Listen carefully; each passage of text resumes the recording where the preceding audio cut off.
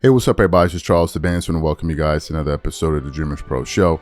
We cover everything from sports, hot topics, classic debates, entertainment, and we give you guys a fresh perspective on things and how we see them. And today we got a pretty serious show for you guys. Before we get into it, please make sure you like the video and sub to the channel. So we've been following this story pretty closely here and been giving you updates whenever news comes out. We're not the only ones. A lot of them, hell, almost everybody on the internet is talking sports, entertainment, is talking about this story. The last thoughts I gave on it was when I was reacting to some comments that Stephen A. Smith made, I think on Big Boy's show, where he was like, you know, the fervor and all of this stuff that people are talking about Shannon Sharpe. He doesn't understand it. And I'm sitting there looking at him like, yo, did you see some of the videos of you talking about Diddy, whose trial begins on Monday? Did you see all of those videos, the fervor you were using? It's like, let's stop with the sanctum, like the self-righteous rhetoric and why are they doing this when you yourself did it? Because you know you get you a lot of views, get you a lot of traction, and probably because you wasn't close with Diddy, so you felt it was okay. Like, let's stop with all of the nonsense. But we had broken a story about an accuser that came forward by the name of Michelle Evans. We did a live about it and we reacted to it. So this morning I was combing through the internet and I came across an article that was highlighting an actual interview of hers where she was just describing, you know, the disturbing relationship her and Shannon Sharpe allegedly had. And the article headline says, "He was watching me. Shannon Sharpe's ex, Michelle Evans, was scared for her life after his threats for filing restraining order against him." In an exclusive interview with The Sun, Shannon Sharpe's ex spoke about the alleged attack, right? It says Shannon Sharpe's ex claimed she was scared for her life after the former NFL star allegedly arred her and then threatened her when she filed a restraining order against him. In an exclusive sit down with The Sun, one of Sharpe's accusers, Michelle Bundy Evans, who's 53, recounts the allegations she made in a Bombshell sexual lawsuit suit against him. So what we want to do is we want to play what she had to say. It's a bit long, but we want to play all the important parts, and then we're going to come back and react to her comments. Take a listen to what the accuser had to say here. It was the biggest argument that we ever got in. And he was controlling, he was domineering, he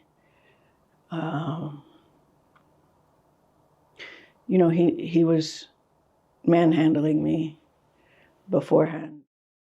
We met in actually the press room at the Broncos, April of 2002. And, but we didn't start talking until we met up at a club at Blue 67 in Denver. I don't know if anyone is listening from Denver, but yeah, we were at a club at the same time. We didn't go together. We just happened to both be there. And so he started talking to me and he started pursuing me pretty heavily from then on. I resisted for a while because, you know, I was a reporter and I didn't want to mix the two. But he's very charming. And we dated until the 2010 incident.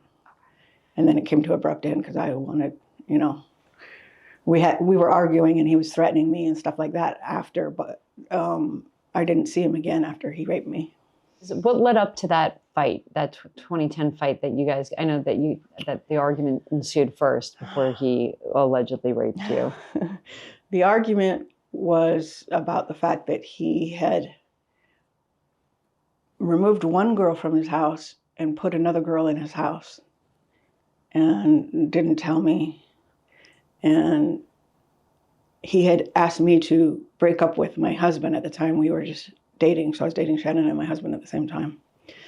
Shannon asked me to break up with my husband. And I don't recall for sure, but I think I did. And so, you know, it's like, wait a minute, you want me to be with just you, but you want to move somebody into your house and not even tell me? So that's what it stemmed from. He's not a faithful person, so I wasn't going to be faithful to a non-faithful person. It just doesn't work that way. Not for me anyway. Can you tell us just broadly, I know it's probably painful to relive this situation, but can you tell us generally what happened that day? it was fighting, and usually we fought on the phone and not in person.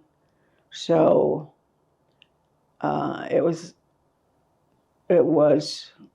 the biggest argument that we ever got in. And he was controlling, he was domineering, he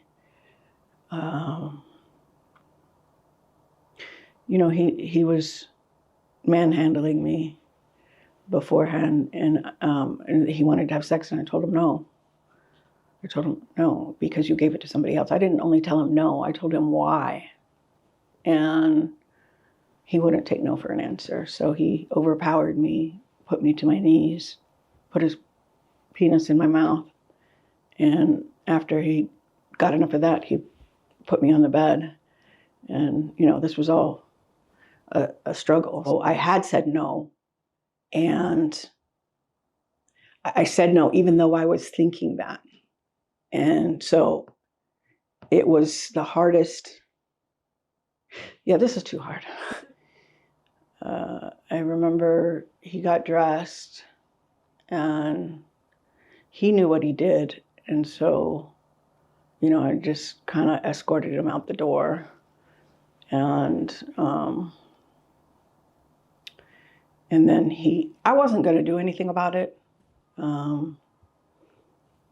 Sometimes when you're with the person for a long time, it's hard for you to realize that they're being the perpetrator, even though you know it, you don't want to admit it, and there's so much going through your mind. But then he started coming at me. If I tell anybody, he'll use everybody he knows to destroy me, which he basically has. And then he started making other threats against my life, threats, he just was so worried that it would get out, and I wasn't going to do anything. But when he kept calling me at work, and when he kept, just very aggressively behaving, and I could see it wasn't going to go away, and he said he was going to destroy me and he was going to kill me, and he told me he was watching me, and all that. I just went and got a protective order. I'd had enough. And unfortunately, shortly after, he doxed me and my address got out, and I had somebody stop by my apartment, which had a door that led right to the side. It was basically on the sidewalk. And somebody came up to my door and said, "Shut up," screamed it at the top of their lungs. And I had my daughter in there right there. And I was like, oh, no. And so I went in and I dropped it, because also at my house, not my apartment, my house, at my house,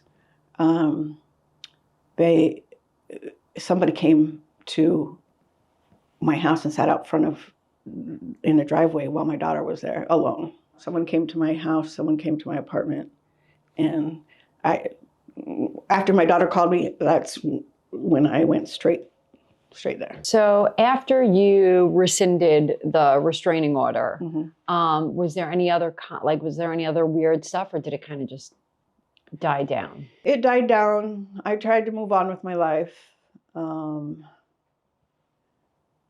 We may have talked, I think, once or twice. But then he started going on television. He came to my job, Turner Broadcasting, went on TV at CNN, and it was my job to put the videos from up to YouTube for CNN. That was part of my job. So I'm putting up this video, and here I see Shannon at my job talking about domestic violence, and the co-host mentioned that, oh, you had one that was just totally dropped, made it look like the police dropped it, not that I had gone down and withdrawn it. It created a picture that wasn't accurate.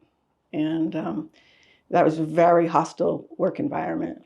I'm going to ask something that might be a little sensitive or might sound insensitive, I should say. But I'm going to go ahead and ask it because it's a question that I'm sure people are wondering. Why didn't you file a police report when he raped you? Because I was scared for my life. He said he would use it, everybody he knows, and he knows lots of police officers. So I didn't know that if I went down there, that would be one of the people that he knows. Atlanta has a problem with corruption down there. And I was too scared to go to the police. Because when this happens, you're in a trauma mindset.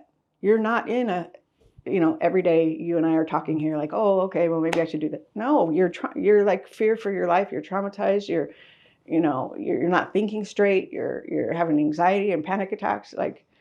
And I was worried that he would, get a hold of this police officer, and who knows what would happen. And so it was just a decision, and it's a decision a lot of rape victims make, to not go to the police. They always say the woman is crazy.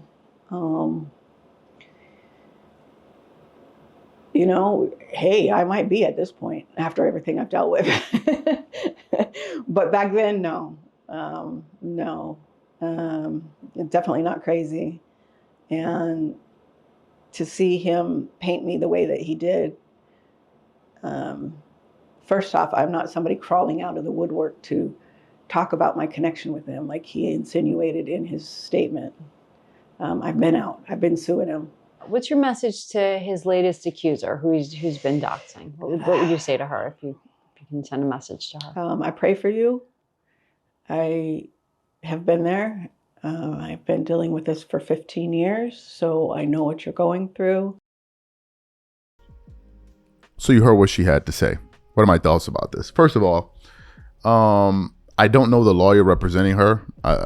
First off, it was Tony Busby's firm, but I don't know who it is. I know Tony Busby's essentially representing the principal accuser, the girl that's asking him for $50 million. I don't know who's representing this lady here, Michelle. So there's that. At first I was like, okay, maybe there's a connection. No, I don't know who's representing her. Maybe later on we'll find that out. But what are my thoughts on this? Look, this is par for the course. Okay, this isn't the first time this has happened. I earlier alluded to the Diddy case where one shoe dropped, which was the Cassie video and all of that. And then all of a sudden it was just like an absolute avalanche. This accuser, that accuser, this accuser, that accuser, this accuser, that accuser, this accuser, that accuser. Like, whoa, where all these people come from? Standard practice, man. Right now, some of those accusers, for instance, that were accusing Diddy were flat out lying, and they were proven to be liars. Where some of them, it seems to be some truth, allegedly. I don't know. They're going to solve this issue in court ultimately. In the case of Shannon Sharpe, this doesn't look good, because I think that what these lawsuits are showing is some type of pattern of behavior, right? Hell, that's what that's the picture that she's trying to paint. Now, Shannon has made it clear that, this is a shakedown and his legal team is going to fight this case fervorously. But they hadn't mentioned anything about her. In this particular issue here, they were talking more about the first case where they were essentially saying that, they wanted $50 million from him. Since then, we haven't seen Shannon Sharpe on ESPN. Stephen A. Smith recently put out some comments saying that he's hopeful that Shannon Sharpe will return before the start of the NFL season. And in order for that to happen, a lot of lawsuits need to be settled. And there's a lot of money on the table here, right? There's a lot of money on the table here. But in terms of the people trying to throw a pity party, oh, man, why are you doing this? Why are you trying to railroad a black man and all that stuff? Like, man, please. Just please. All the people that were going at Diddy, most of them, a good amount of them were black dudes. They didn't care about no black man and all of this stuff. And they didn't know anything that they didn't. This all alleged. Were you there? Do you know what happened? No, of course they didn't know. Right? Of course they didn't know. All they know is that they saw that video and they came to conclusion. Public perception is Diddy right now is already under the jail. Right? People have already concluded that Diddy is guilty. Right? Because they don't like him. Right? But in the case of Shannon, he's more likable, more charismatic. So therefore, people are like, no, I'll give him the benefit of the doubt. My position is I'm going to cover it anyway. I'm going to cover the story like we would cover any other story. I'm not making any omissions here because you feel a type of way about it. Oh, don't talk about it. My feelings. They don't click on the video.